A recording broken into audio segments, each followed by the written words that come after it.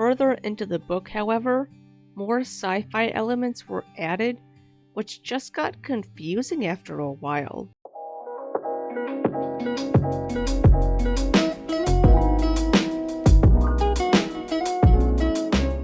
Hello, welcome to another book review. I'm your host, Kristen, and today I'll be reviewing the new adult supernatural book, Bradley, by Jonah Frick. In case you're interested in buying this book afterward, content warnings are blood, murder, nightmares, substance use, slurs, mentions of overdosing, suicide, mind control, child death, child abuse, mentions of sexual assault involving a child, torture, possession, and head trauma. I will start with the overall plot, then writing, world building, and finally the characters. This review will be spoiler-free until between these timestamps, so if you want to avoid spoilers, I recommend skipping over that section. Also, please keep in mind that this book is aimed at adults. Now that those notes are out of the way, let's begin. According to the back of the book, the plot is as follows. Bradley Gaff is your average 11-year-old boy with unique telekinetic abilities and a secret alter ego. His life was pretty normal, besides the severe trauma he endured from abusive foster parents and government experiments forced on him at an early age. Bradley was also present in their mobile home in the Zoo Creek trailer park when his adoptive mother killed her husband and then herself.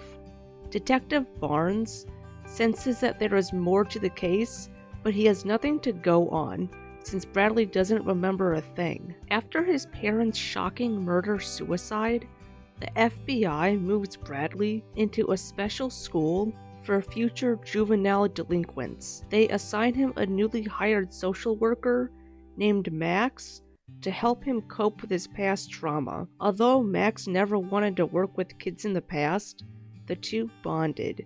Max senses something isn't right with the school that hired him. Something isn't right with Bradley and whoever, or whatever, else lives inside of him. Everyone from the FBI, a narcissistic superintendent, and a power-hungry warden want to tap into Bradley's supernatural gifts to control him. Finally, it's up to a disgruntled detective, an anxious child protective service agent, and a down-on-his-luck therapist to help free Bradley from himself. Plot-wise, the book started off strong, with the mystery of who really killed Bradley's parents, since the main eyewitness, Bradley himself, did not recall much. It made for a wonderful start, along with giving the reader hints that a supernatural element was in play. For instance, Bradley may have used telekinesis in the first chapter to throw away an orange peel, but it is never fully revealed. Further into the book, however, more sci-fi elements were added, which just got confusing after a while. Not only was there alien possession, but there was also time travel, paradoxes, secret government experiments, wormholes, and dream tablets used to access the subconscious. After a while, what started out as a supernatural murder mystery was jumbled with how many ideas were packed into it. Not to mention, at least 4 POVs. Personally, the story would have been streamlined and easier to follow if there had only been 1 or 2 sci-fi elements, along with focusing more on Bradley's point of view. Angel and Max could have gotten their own time to shine in Book 2 rather than crammed into the story when some of their chapters could have been cut. Regardless, I was able to piece everything together well enough, and the ending was packed with action. I especially liked how each character had their own arc, no matter how brief. For the writing, it reminded me of some very popular horror authors, like Stephen King. There were plenty of visual descriptions, especially when it came to comparisons, to help the reader gain a better mental picture.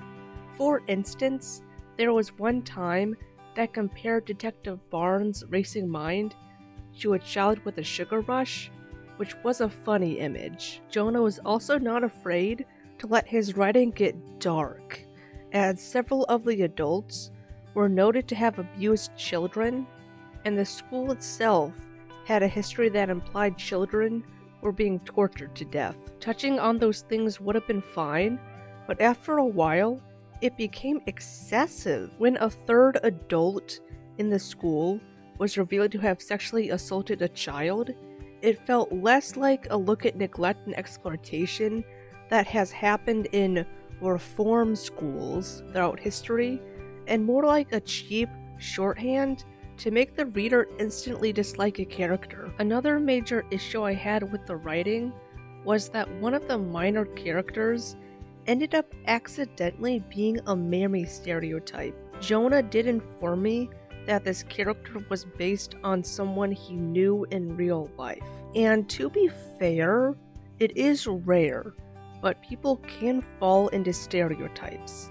However, I do wish that this character was expanded upon with her own wants and problems, so she wasn't just a black woman who loved cooking and taking care of foster kids. All that said, it was still an entertaining read, and all of the villains did get what was coming to them in the end. Honestly, I'm not sure where to start with world building. As mentioned in the plot section, there was just so much that it got all tangled up. Although all the sci-fi bits eventually fed into each other, it still felt bloated and left too many questions unanswered. For instance, the reader was introduced to dream tablets early on, which are essentially acid-like tablets that a person puts under their tongue to get a message via a dream. However, it was later revealed that a message could be pre-recorded, and the answer for how that was possible was merely time travel and technology. Personally, I would have liked to have that and other sci-fi concepts expanded upon in the sequel. The ideas were creative, but I felt like they were also vague, and too much got put into book 1 all at once, especially near the end. And now a brief word from our sponsor, me. Yes, this is a self-advertisement. Recently, I have decided to open my Safe for Work art commissions indefinitely. I can draw people, animals, anthros, and full scenes. If you want to order a commission from me, more examples and pricing can be found in the description under the Other Places to Find Me section. As a second announcement, for those who don't know, at my shop you can find LGBT plus merch, gift for writers, and cute animal designs. They are all available on stickers, shirts, and much, much more. The link is also in the same section below. Thank you for listening, and back to the review. As one of the main characters, Bradley was interesting, to say the least. What stood out to me the most was that he did not exactly know how to feel around the death of his foster parents. Understandable, given they were abusive, and his troubled attitude in general. Besides being a diabetic, Bradley also had what appeared to be savant syndrome, though whether that was real or part of the demonic entity remains to be known. For as much page time as his character got, however, I do wish that Bradley's lesser flaws stood out more. Besides being a tad arrogant and impulsive, it was difficult to pick up on Bradley's more subtle negative traits. For instance, near the middle of the book, Bradley used the demon to kill another child, but there was not much build-up to that. Before then, everything bad happening was the demon taking control and locking Bradley out of his own consciousness, which is why having Bradley going from not recalling terrible events to straight up premeditated murder felt like tonal whiplash, especially since taking the life of another human being, no matter how awful that person was, takes overcoming a lot of mental roadblocks since humans naturally do not want to seriously hurt each other. There's a reason why soldiers are given resources to help them cope with the trauma of shooting someone, even if it is justified by the military as self-defense. Beyond Bradley's sudden thirst for power, however, he was an okay main character. I didn't connect with him as strongly as the others, but I still wanted to see him succeed in dealing with his demonic other half. I do wonder what will become of him in the sequel. As the second main point of view, Max was a punching bag for most of the book. Not only was the poor therapist fired in the first chapter the reader met him in, but he later wrecked his car on the way to his new job at Bradley's boarding school. Max also has a past history of addiction and had his partner overdose, which unfortunately also killed his unborn child. However, despite his tragic past, Max clearly cared for the kids he was working with, to the point where Max started going out of his way to help Bradley uncover the awful nature of the boarding school. Besides a past history of using hard drugs, Max's other character flaw was in his relationship with women. In order to fill the void that drugs caused in his life, Max turned to flings and one-night stands.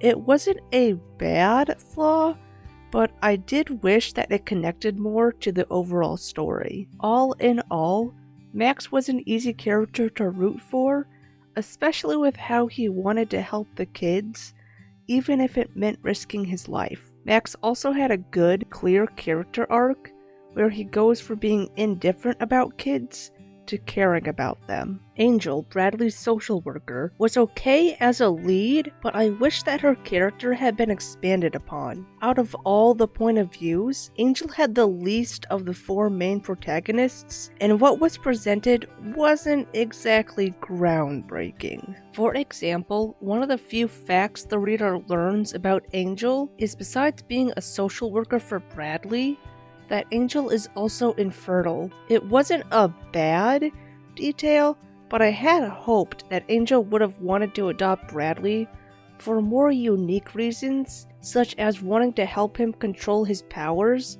by getting him out of the system. To be fair, Angel did try to help with the murder case, along with taking a more significant role in the last handful of chapters, so the book did try and balance things out. Detective Barnes was a decent enough character, but didn't exactly bring anything new to the table. He was the classical trope of a bitter detective with a dead family member that goes rogue to figure out the case on his own, minus the alcoholism. To be honest, I didn't really have much to say on Detective Barnes. He did get a bit of depth involving a dream sequence with his father's murder, but besides the alien technology, it was nothing the reader hadn't come across before. Like I said, it wasn't bad, it was just not too interesting. As the big bad behind the reform school, the warden was a weak villain. Not only did he suddenly appear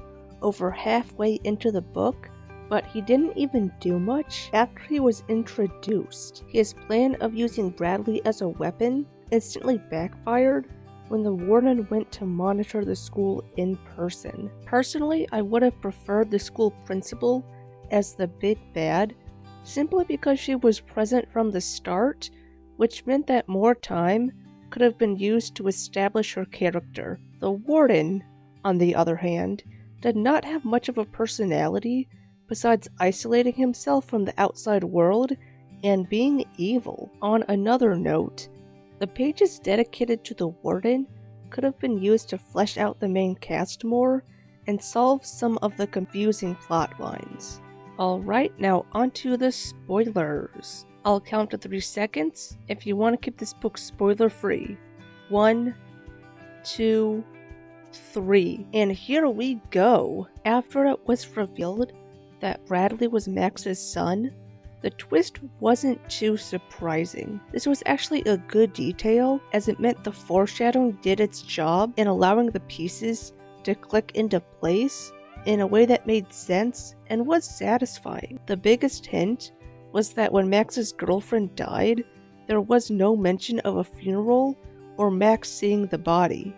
Instead, the girlfriend was used in a government experiment to make Bradley's superpowers. The warden's death near the end just highlighted how pathetic of a villain he really was. Bradley essentially gives into his inner demon, who he has named Jeffrey, and gets the other children at the school to riot and attack their teachers. The kids manage to steal all the teachers' guns from their desks and storm the gym that the warden is in. After a brief attempt of trying to take control of the situation, the warden is quickly overpowered by the child army and actually crucified with wooden beams. It was a gruesome death, but also so entertaining to read with such a heinous antagonist. Finally, Bradley losing control to Jeffrey would have been a tad better if it had been hinted at more.